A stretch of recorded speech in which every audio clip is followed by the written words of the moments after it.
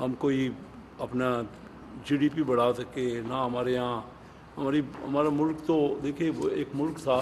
I was very close to the ex finance minister doctor Mahbub ul Haq, very close. He was, I should say that he was maybe my best friend at that time. Whenever he visited Karachi, he used to come to my house and we had a gathering of business people there at my house. And اس وقت مجھے یاد ہے, آپ کیونکہ سارے لوگ ہم سب اسی شعبے سے تعلق رکھتے ہیں, کہ انڈیا کے فائنانس منسٹر, میں اکثر کئی بار ذکر کر چکا ہوں اپنے ٹاک شو میں بھی, انڈیا کے فائنانس منسٹر تھے منموہن سنگھ.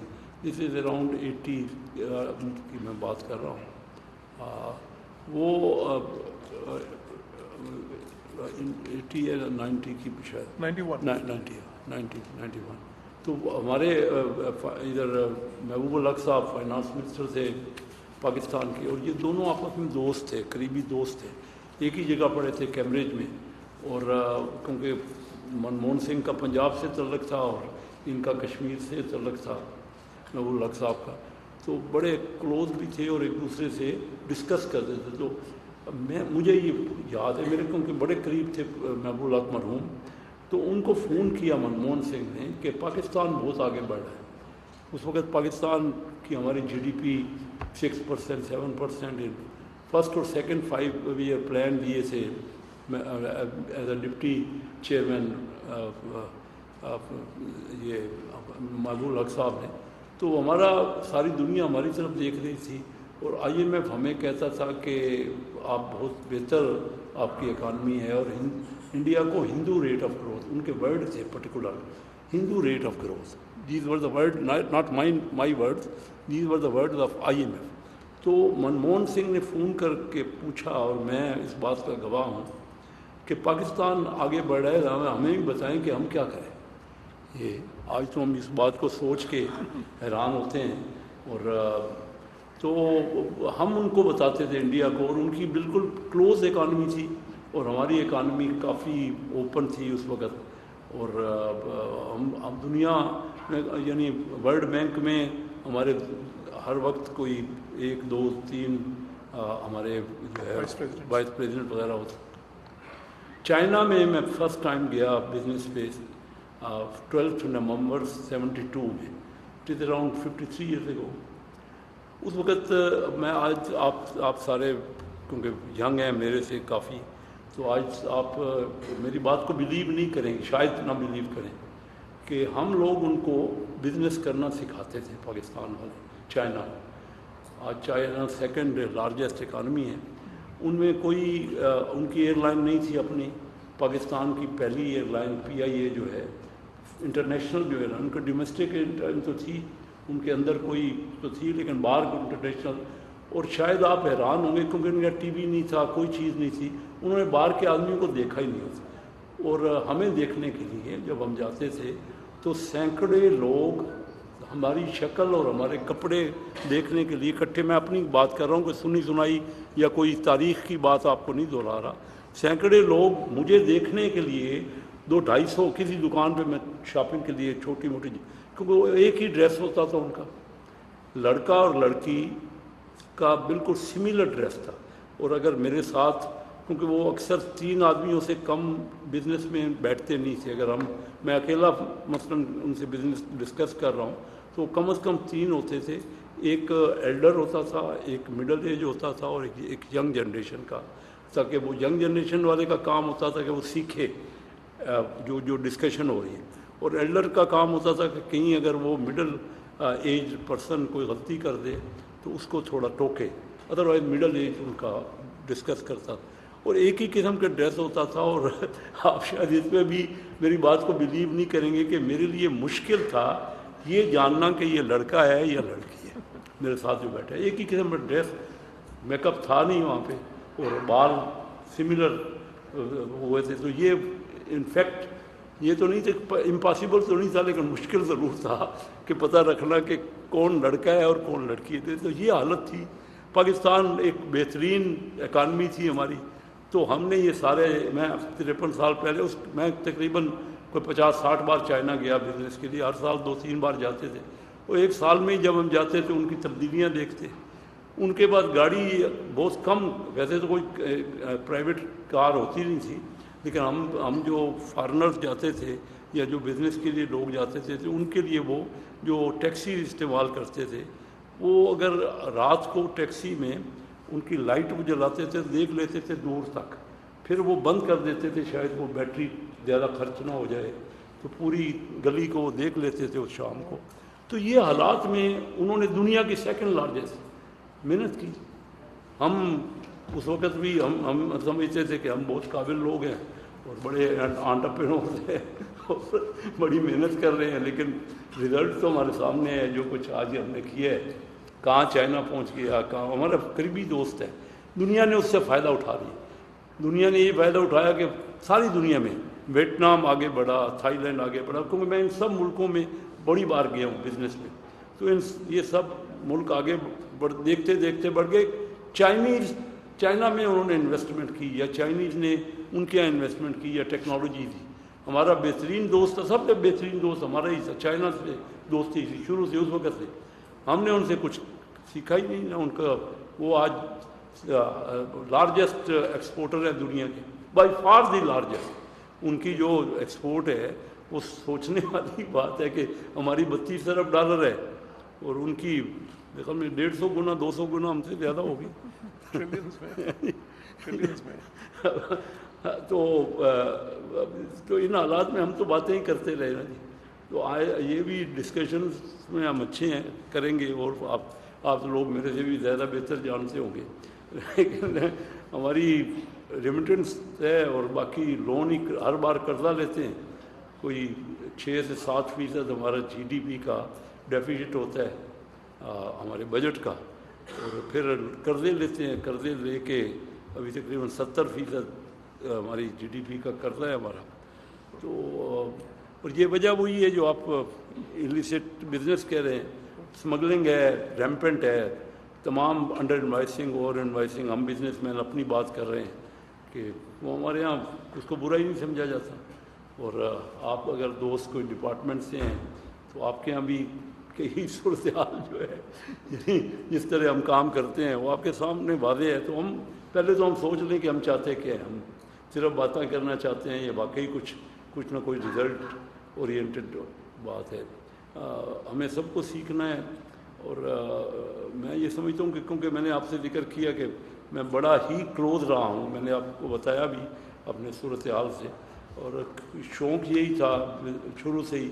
ہماری فیملی میں سے کبھی کوئی پالیٹکس میں نہیں آیا کوئی، نہ چنیوٹ والے. ہم بزنس مین شروع سے ہی رہے، بڑے بڑے اس وقت بھی لیڈنگ انڈسٹری میں بزنس میں ہماری برادری سے اور فیملی سے ہیں. میرے بڑے کلوز ہیں، میری فیملی سے ہی ہیں.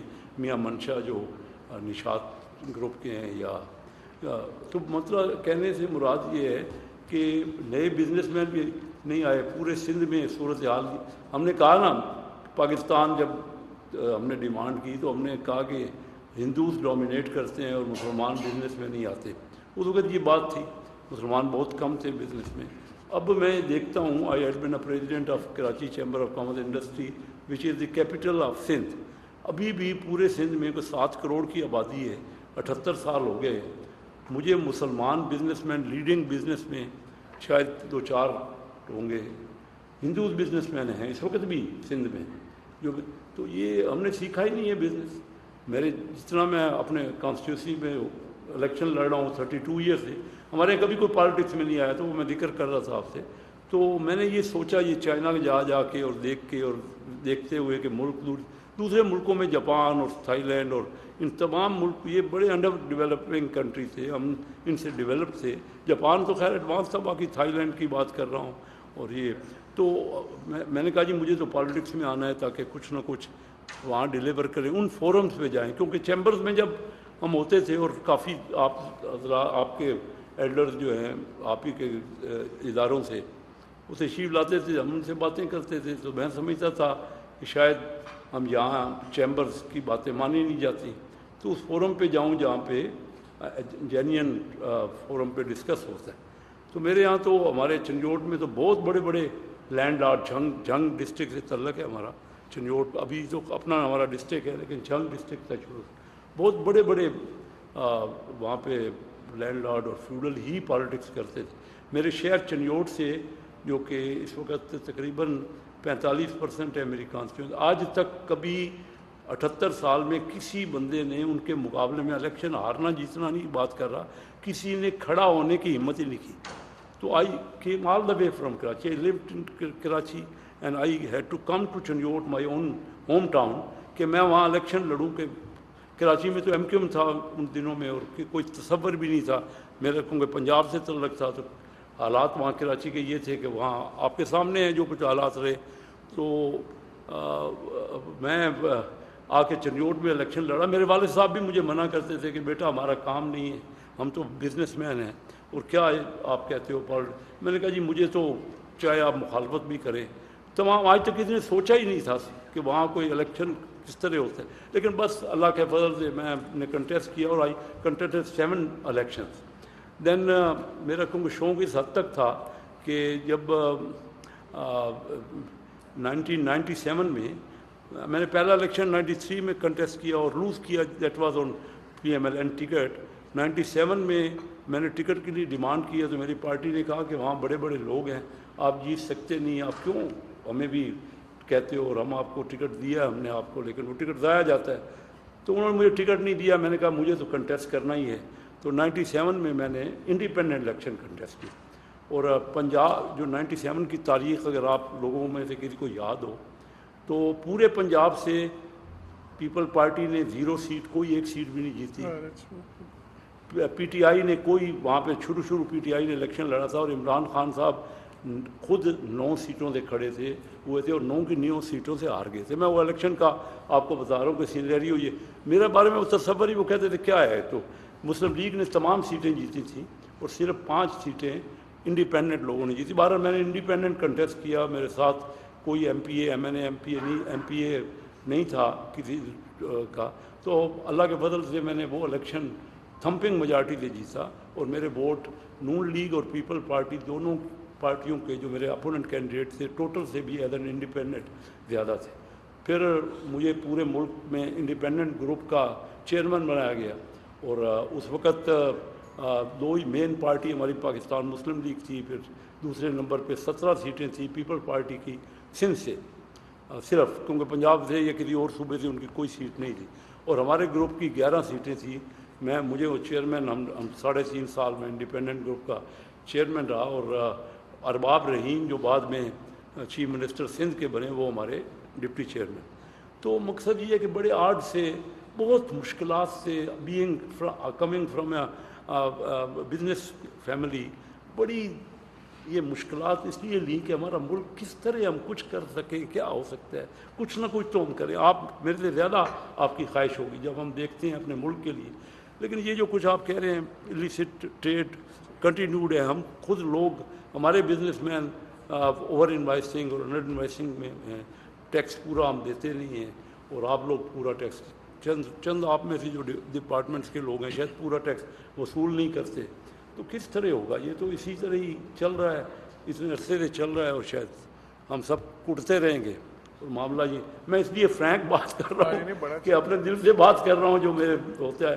میرے پاس ابھی انویسٹمنٹ کی فیڈرل منسٹری ہے, یہاں بھی ہم کئی معاملات پرابلم ہے. کل $4 بلین کی $3 بلین کی ٹوٹل ڈائریکٹ فارن انویسٹمنٹ, جبکہ دبئی جیسا ملک جس کو ہم نے سب کچھ سکھایا, آج $42 بلین اس کی ڈائریکٹ فارن انویسٹمنٹ. ابھی میں شارجہ گیا ہوا تھا, کوئی انٹرنیشنل انویسٹمنٹ کانفرنس تھی لاسٹ ویک, تو وہاں حیرانی ہوتی تھی کہ وہ کہاں اتنا زیادہ ڈیولپ کر رہے ہیں. تو انہوں نے وہاں پہ اس سیمائی میں اس کوارٹر میں ان کے ہاں دنیا کی سب سے زیادہ ان کو ایوارڈ مل رہے ہیں ڈائریکٹ فارن انویسٹمنٹ کے.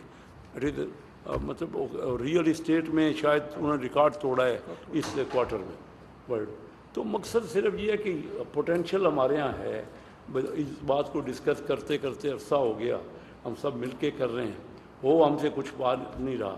اور ہم آبادی ہماری 25 کروڑ ہے, ہم نے اس کو کیا دینا ہے اپنی جنریشنز کو. تو ان حالات میں جب تک ہم خود سیریس نہیں ہوں گے، آپ نے ایک ٹریڈ کا حوالہ دیا صرف ٹوباکو کا کہ اس میں ہی کتنا لاسز ہو رہے ہیں، تو جب ہماری نیتیں نہیں ہیں صاف اور 7% آپ کا ڈیفیزٹ رہے گا اگر ہر بار بجٹ ڈیفیزٹ، تو لون کے بغیر اور کیا ہے، نہ ہم کوئی ایجوکیشن پہ خرچ کرتے ہیں۔ میں خود جو ہے کیونکہ fast national university doctor Mahbub الحق صاحب نے ہی مجھے وہاں پہ رکھا، وہاں پہ بورڈ آف گورنرز میں ہوں لاسٹ 32 ایئرس، اور ہم نے وہاں چنیوٹ میں، کیونکہ میں نے خواہش کی تھی کہ یہاں پہ ایجوکیشنل ادارے بنائیں، تو ہم نے میں نے اور میرے فیملی نے زمین ساری وہاں پہ لے کے دی فاسٹ نیشنل یونیورسٹی کو۔ پورے پنجاب میں یا لاہور میں اس کا کیمپس ہے، اور یا ہم نے چنیوٹ جیسے شہر میں فاسٹ نیشنل یونیورسٹی جو آئی ٹی کی بہترین یونیورسٹی ہے اس کا کیمپس بنایا۔ ابھی 16 نومبر کو وہاں پہ ہم کنووکیشن اس کا کر رہے ہیں۔ آپ سب کو میں گزارش کروں گا کہ جو آ سکیں، آپ خوش ہوں گے دیکھ کے کہ اس علاقے میں، ڈیولپمنٹ علاقے میں ہم نے ایک بہت ہی ٹاپ کلاس یونیورسٹی بنوائی ہے۔ پہلی میری فیملی ہے اللہ کے فضل سے، آپ کہ ہمیں جو جس پہ فخر یہ ہے کہ تینوں بڑی چیمبروں کے، میری ڈائریکٹ فیملی چیمبر کے پریزیڈنٹ ہے۔ میں خود لاہور کراچی چیمبر میں، میرا بیٹا مرحوم جو جس کا انتقال ہو گیا کووڈ میں آج سے 4 سال پہلے، وہ جب لاہور گیا تو he was elected as president of Lahore chamber of commerce industry, and my first cousin has distinction to become president of Faisalabad chamber of commerce industry. تو بزنس سے تعلق بھی ہے اور سب کو اس سے، اور یہ بھی پتہ ہے کہ بزنس کیوں ہم کیا ہو رہا ہے، ہم جینوئن بزنس ہی نہیں کرتے۔ جتنی انڈسٹری پاکستان میں لگی ہے زیادہ تر اوور مانتے ہی نہیں ہیں اس بات کو، وہ اور سب چیز ہم سب لوگ بیچ میں پتہ بھی ہے ہمیں اور انوالو بھی ہیں، تو ہم کیوں نہیں اس کو بہتر کر رہے، ہمارے اپنے اوپر ہی ہے۔ آج تک بڑی 1.5-2 سال سے جو نئی حکومت بنی ہے بڑی ایفرٹ کر رہی ہے، میں بالکل اس کو میاں شہباز شریف صاحب دن رات محنت کر رہے ہیں، ہم سب کو مل کے ایفرٹ کرنی ہوگی اگر اپنے نیکسٹ جنریشن، یا آپ تو ینگ لوگ ہیں، آپ کو یا نیکسٹ جنریشنز کو آگے ہم نے بڑھانا ہے۔ ملک میں پوٹینشیل ہے، بہترین ملک ہے، ہر قسم کے وسائل ہیں ہمارے پاس۔ میں وہاں پہ 1 سال رہا ہوں، میری ٹائم افیئرس کا وہاں بھی دیکھا ہے، تو ہماری پورٹس جو ہیں، کیونکہ سینٹرل ایشیا کے ایک ہی پورا ریجن کو ان کے ہاں جو پورٹس ہے وہ ہم سے فائدہ لے سکتے ہیں، کہ ہمارے پاس روڈز ہی نہیں ہیں کہ وہاں سے ہم وہاں جو اپنا مال منگوائیں ان سے سینٹرل ایشیا تک، آج تک ہم روڈ ہی نہیں بنا سکتے۔